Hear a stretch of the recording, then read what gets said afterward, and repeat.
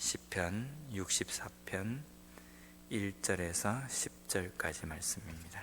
오늘 본문에 보면 악인 그리고 의인을 대조적으로 기록하고 있습니다. 우리가 보통 악인과 의인이라는 이 말이 본문에 나오면요, 우리를 어느 범주에다 넣으십니까? 나는 의인이다, 나는 악인이다. 우리가 이렇게 우리 자신을 악인의 범주, 의인의 범주 이렇게 넣어야 할 때 우리는 보통 대부분 의인의 범주에 우리를 넣습니다. 우리가 우리 스스로를 의인의 범주에 넣는 이유는 우리가 의인의 삶을 살아가고 있다라고 자부하기 때문입니다. 우리가 우리 스스로를 악인의 길을 걷고 있지 않다고 이야기할 수 있는 것은 우리가 악인의 그 행하는 일을 하지 않고 있기 때문이라고 말할 수 있습니다. 그러면 오늘 본문에서는 악인은 무슨 행동을 하며 의인은 어떤 행동을 하는지 기록하고 있기 때문에 오늘 이 본문 말씀을 통해서 나는 과연 의인의 범주에 들어가는 삶인가, 아니면 악인의 범주에 들어가는 삶을 살아가고 있는지 다시 한번 돌아보는 그런 시간이 되었으면 좋겠습니다. 먼저 악인입니다. 3절 말씀에 보면 그들이 칼같이 자기 혀를 연마하며 화살같이 독한 말로 겨누고, 이 악한 사람들, 악인이 이런 행동을 한다는 겁니다. 악인은 칼같이 자기 혀를 연마한다라는 겁니다. 우리가 보통 칼은 요리할 때 사용을 합니다. 근데 이 칼도 유용하게 잘 쓰이지만 사람을 해치거나 상하게 하는 데에도 이 칼을 사용합니다. 요리를 할 때 유용하게 요리할 때 사용하든 아니면 악하게 사람을 행할 때에 사용을 하든 칼은 갈아야 합니다.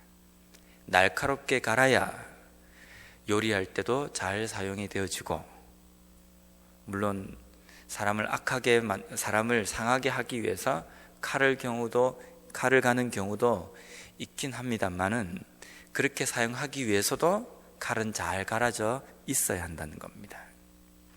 칼은 이렇게 양면성이 있습니다. 악인은 칼을 갑니다. 어떤 칼을 가냐면요, 혀의 칼을 간다는 겁니다. 우리가 가지고 있는 이 혀는 양면성이 있습니다.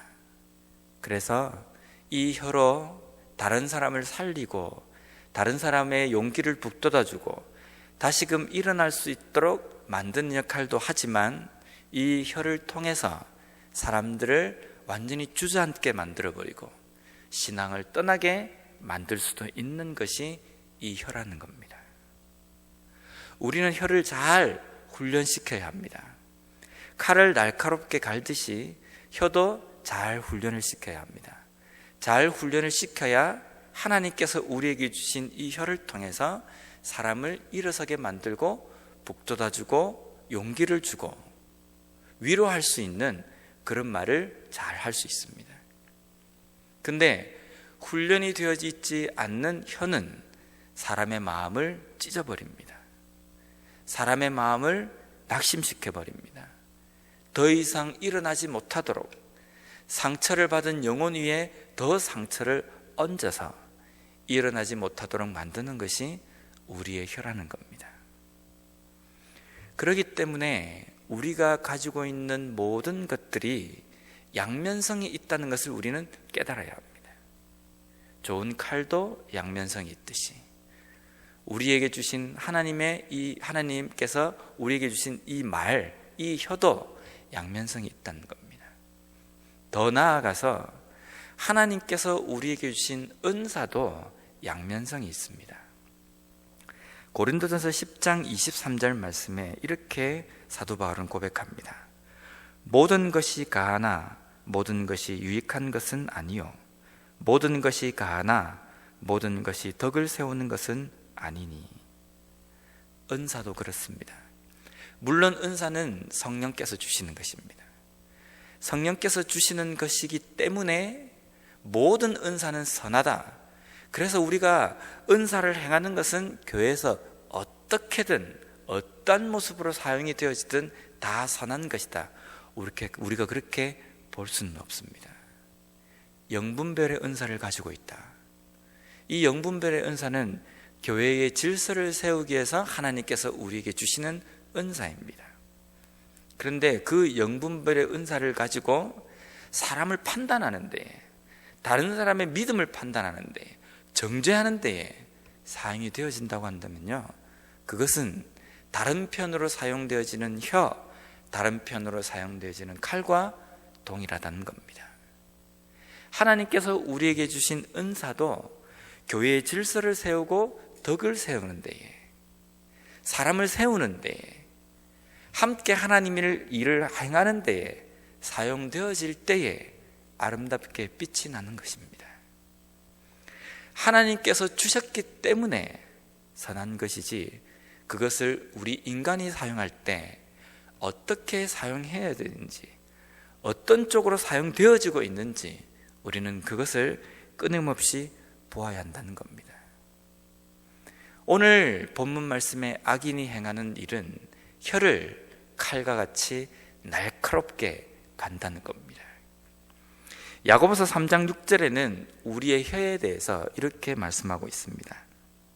혀는 곧 불이요 불의의 세계라.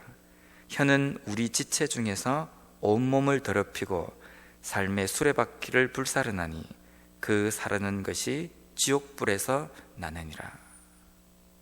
혀는 하나님께서 주신 것입니다. 말을 하고 복음을 선포하고 기도를 하라고 우리에게 주신 입입니다. 말을 할 수 있는 것이기 때문에 하나님께서 주신 소중한 것입니다. 그런데 야고보서 말씀에는요, 그 혀는 사람을 죽이는 독이라고 이야기합니다. 사람을 태우는 불이 발사되는 곳인데 그 불은 지옥불에서 왔다는 겁니다. 하나님께서 주신 것이지만 사용하는 우리 인간이 어떻게 사용하느냐에 따라서 복음을 선포하는 입이 될 수도 있지만, 사람을 태워버리고 사람을 죽여버리는, 더 이상 일어나지 못하도록 갈기갈기 찢어버리는 혀가 될 수 있다는 겁니다. 그래서 우리는 우리에게 주신 하나님의 은혜가 내 삶의 자리에서 어떻게 사용되어지고 있는지를 우리는 끊임없이 생각해야 된다는 겁니다. 내가 은혜를 받았기 때문에, 내가 은사를 받았기 때문에 이것을 사용되어진다. 이거는 정의의 이름으로, 하나님의 이름으로 내가 사용한다. 그렇게 해서 옆에 사람이 어떤 상처를 받는지, 내가 이 은사를 발휘함으로 말미암아 옆에 있는 사람이 어떤 마음을 갖고 있는지, 그것을 전혀 고려하지 않고 우리가 살아간다고 한다면, 우리가 하나님께서 주신 교회 안에서 덕을 세우라는 이 말씀을 우리가 지키고 있지 않는 것입니다. 악인의 삶은 옆을 돌아보지 않습니다. 옆을 돌아보지 않고 자기 혀에서 나오는 대로 다른 사람을 평가하고 정죄하기도 한다는 겁니다. 우리의 혀를 잘 사용해야 합니다. 그런데 악인에게 더 큰 심각한 문제가 있습니다. 3절과 4절 말씀을 다시 한번 보겠습니다. 그들이 칼같이 자기 혀를 연마하며 화살같이 독한 말로 겨누고 숨은 곳에서 온전한 자를 쏘며 갑자기 쏘고 두려워하지 아니하는도다. 여기 4절 말씀에 보면 악인은 행할 일을 다 행하고 마지막에 보면요, 두려워하지 아니한다라는 겁니다. 무엇을 두려워하지 않겠습니까? 하나님을 두려워하지 않는다는 겁니다. 내가 이런 일을 행했기 때문에, 내가 죄를 범했는데, 악한 일을 행했는데 하나님을 두려워하지 않기 때문에 나에게는 절대로 어떤 불이익이 없을 것이다, 이런 식으로 생각한다는 겁니다. 우리가 죄를 지을 수 있습니다. 악한 길에 잠깐 설 수도 있습니다. 연약한 인간이기 때문입니다. 그런데 심각한 것은요, 그 길에 있음에도 불구하고 하나님을 의식하지 못하는 것, 그것이 잘못되었다는 것을 깨닫지 못하는 양심의 화인 맞은 것은 더 심각한 겁니다. 돌이킬 줄 알아야 합니다. 말씀에서 내 죄를, 내 악을 지적할 때에 그것을 가지고 하나님 앞에 다시금 돌아오는 것이 더 중요합니다. 그런데 악인은 돌아올 줄 모릅니다. 반대로 의인은 어떻겠습니까? 잠깐 내가 시험에 들어서 악한 길로 기웃할 수 있습니다. 기웃뚱할 수 있습니다. 그럴 때에 하나님께서 우리에게 주시는 그 말씀을 통해서 하나님을 두려워하기 때문에 다시금 돌이키고 회개하는 자리까지 나아오는 자가 의인이라는 겁니다. 우리의 삶이 의롭기 때문에 의인이 아니라 실수할 수 있고 죄를 지을 수 있지만 하나님 앞에 다시금 눈물러서 회개하고 돌이킬 수 있는 것이 의인의 삶이라는 겁니다. 악인은 악한 행동을 함에도 불구하고 하나님을 의식하지 않기 때문에, 하나님을 의식하지 못하기 때문에 하나님을 두려워하지 않는다는 겁니다. 하나님을 두려워하는 삶을 살아가고 계십니까? 물론 하나님이 두려운 존재라는 것은 잘 압니다. 우리가 법의 심판은 참 무섭다라는 것을 우리는 잘 압니다.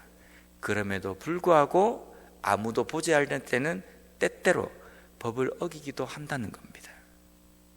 근데 하나님을 두려워하는 것은 아무도 보지 않은 곳에서도 우리는 의식해야 한다는 겁니다. 왜냐하면 사람은 보지 않는다 할지라도 하나님은 보고 계시기 때문입니다.